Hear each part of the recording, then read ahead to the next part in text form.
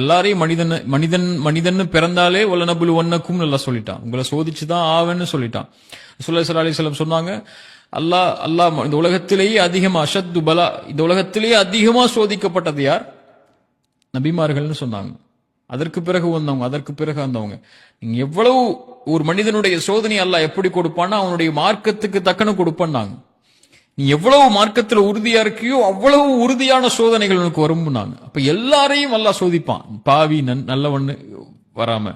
இப்ப சோதனை வரும்போது இறை நம்பிக்கை கொண்டவனுக்கு குர்ஆன் கொடுக்கக்கூடிய வழி, அலா பிதிக்ரில்லாஹி தத்மஇன்னுல் குலூப், அல்லாஹ்வுடைய நினைவுக்கு வா, அல்லாஹ்வின் பக்கம் வா, அங்கதான் உனக்கு நிம்மதி இருக்கு. தொழுகைக்கு வா, அதுதான் உனக்கு நிம்மதி இருக்கு. உனக்கு இந்த உலகத்துல சிரமங்களை தாண்டி சோதனைகளை தாண்டி நிக்க முடியலையா, சுஜூதுல விழுந்து ரப்புக்கு முன்னாடி அல்லாஹ்வுடைய நினைவில், அலா பிதிக்ரில்லாஹி தத்மஇன்னுல் குலூப்,